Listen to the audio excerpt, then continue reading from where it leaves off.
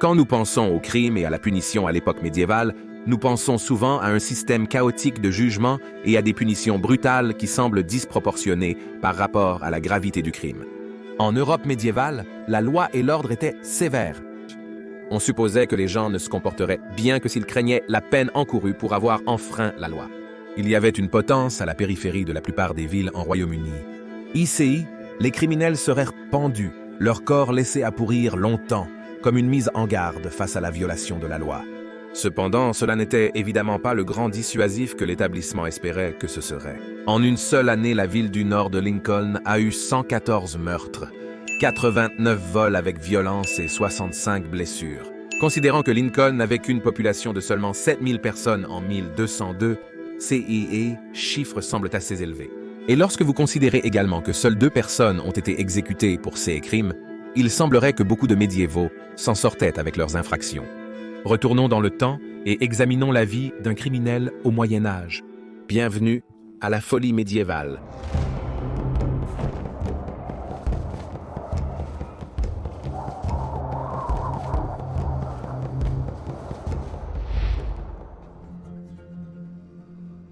Blasphème. Dans l'Europe médiévale, l'Église catholique était une force dominante et de nombreux pays maintenaient l'ordre en imposant aux gens des lois religieuses ou canoniques, ainsi que celles décidées par le monarque. Refuser de reconnaître Dieu ou proposer des idées non sanctionnées par l'Église était considéré comme blasphématoire. Le frère dominicain et philosophe Thomas d'Aquin considérait étonnamment le blasphème, je cite, comme un péché plus grave que le meurtre, parce qu'il était dirigé contre Dieu plutôt que contre son prochain. Cette vision était également considérée comme vraie par les dirigeants médiévaux de l'islam aussi. Au État du Koweït, la punition était extrêmement brutale, avec la lapidation, le bûcher ou l'écrasement de la tête par un éléphant comme peine courante. L'Europe médiévale avait de nombreuses punitions sévères pour l'offense, y compris le garrot en Espagne, la mutilation en Allemagne, et le fouet ou le marquage au fer rouge en Royaume-Uni. Hélas, commettre le péché de blasphème était aisé. Juste une petite erreur, en compagnie de la mauvaise personne, pouvait faire de quelqu'un un criminel involontaire du jour au lendemain. Pourquoi le Moyen Âge en Europe était-il si violent, a souvent été débattu. Les historiens ont soutenu que presque tout le monde avait été témoin d'un meurtre ou connaissait quelqu'un qui avait été tué. On prétend qu'à Oxford ou à Londres, à l'époque médiévale, vous aviez plus de chances d'être assassiné que de mourir accidentellement. S'échapper de la scène du crime après un meurtre était assez facile. Il y avait de grandes zones de forêt et de campagne entre les agglomérations urbaines en Europe médiévale, offrant aux coupables l'occasion parfaite de fuir la scène, et les chances de se faire attraper étaient minces. L'application de la loi était pratiquement inexistante, bien que certaines cités-États italiennes aient eu la chance d'avoir des policiers salariés. Les médiévaux volaient pour de nombreuses raisons, tout comme les gens le font aujourd'hui. Le volume était probablement l'un des crimes les plus couramment commis pendant le Moyen Âge. Comme les meurtriers, le voleur médiéval pouvait s'échapper discrètement. La perception des crimes et la sévérité de la punition semblent dépendre de l'endroit où l'infraction a été commise. En 1353, dans le village de Michel, dans le sud de la France, une femme lavait ses vêtements dans le ruisseau local. Après avoir séché ses articles, elle a découvert que sa cape avait été volée. Un jeune homme de 15 ans a été arrêté pour le crime quelques jours plus tard. Il a été reconnu coupable du volume au tribunal et il a été banni du village pendant 3 mois. Dans le Londres de 1417, un homme nommé Edmund Ash, chapelle du quartier de Finsbury, a été inculpé pour le volume d'un cheval, 4 rouleaux de tissu et quelques autres biens. Il a été reconnu coupable par un jury et condamné à être pendu. Les crimes sont assez similaires, mais les punitions sont à des années-lumière l'une de l'autre.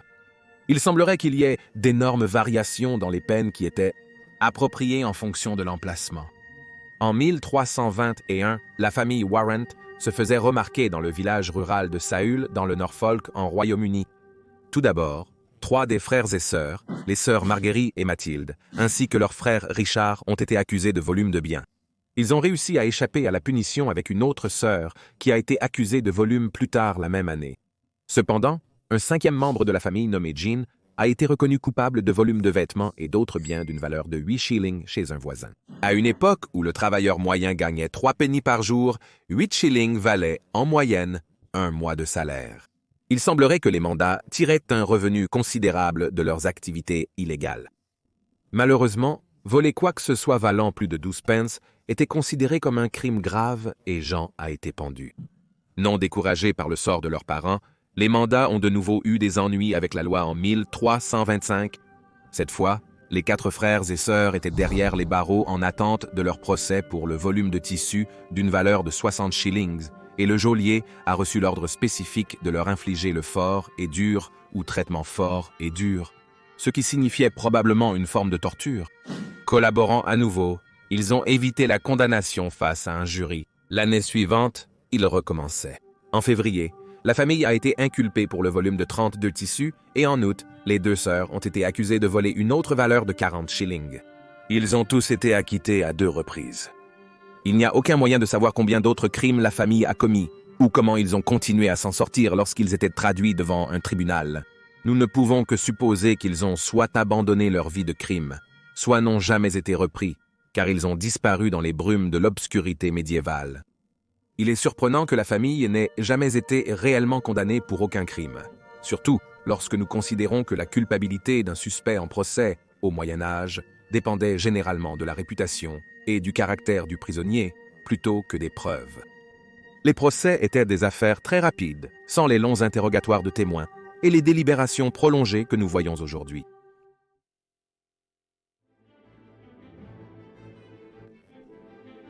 Corruption.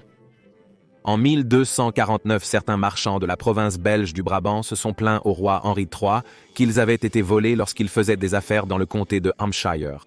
Le Hampshire était un endroit animé et prospère, abritant le port de Southampton et le palais de Winchester. Les suspects ont été arrêtés, jugés, mais acquittés. Cependant, les marchands ont persisté leur plainte. Le roi Henri, après conseil de ses conseillers, était déçu des attaques fréquentes contre les voyageurs dans le Hampshire, et il y avait un complot pour cacher le crime aux juges, qui impliquait des jurés qui étaient en réalité des complices des voleurs. La corruption, liant de nombreux gangs aux riches et puissants, dont des chevaliers et nobles, était un problème majeur. La malhonnêteté allait jusqu'au sommet. En 1350, M. William Thorpe, le juge en chef du banc du roi, a été emprisonné pour avoir accepté des pots de vin. Peut-être est-ce pourquoi les fourmis de guerre n'ont jamais été condamnées, et pourquoi jury après jury les a trouvées innocentes malgré leurs antécédents et leur mauvaise réputation. Il est possible qu'ils aient été impliqués dans un complot, et qu'ils partagèrent leur argent volé avec les mêmes jurés qui décidaient de leur sort.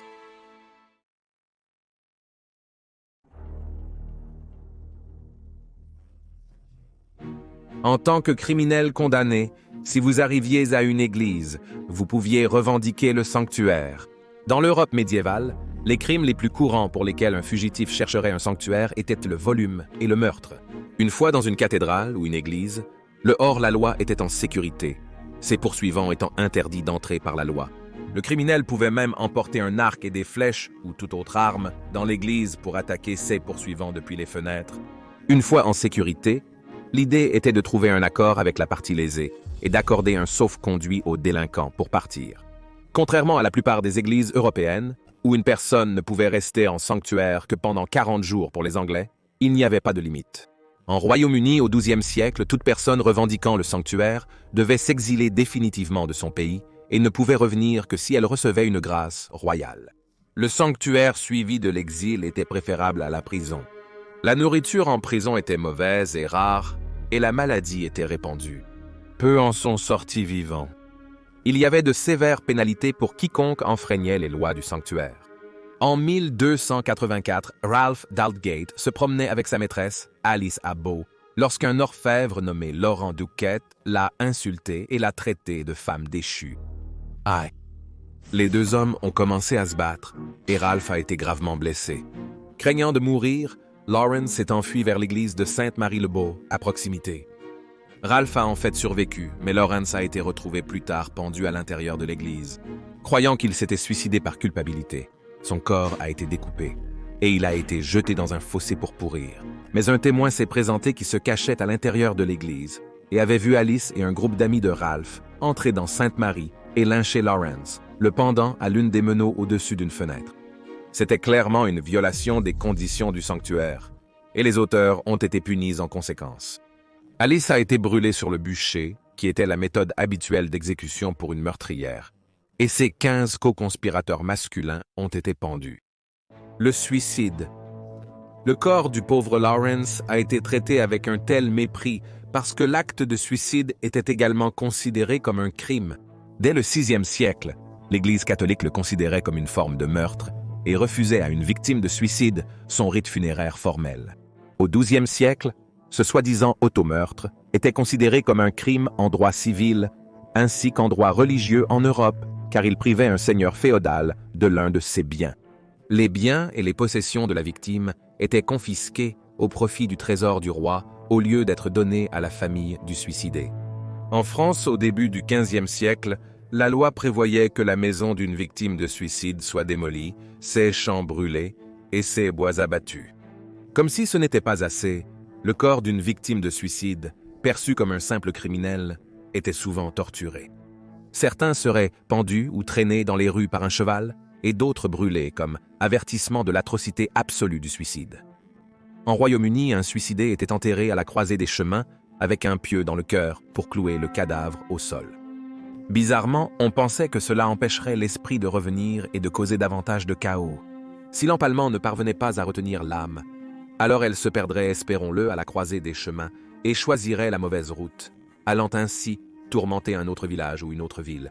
Il est difficile de calculer le nombre réel de comportements illégaux qui ont eu lieu au Moyen Âge, mais comme de nombreux méfaits sociaux ont également été criminalisés, tels que le jeu, les réprimandes, le vagabondage, les délits sexuels, et même l'écoute clandestine, cela semble être une époque où l'Église et l'État tentaient de prendre le contrôle social, même des plus petites infractions.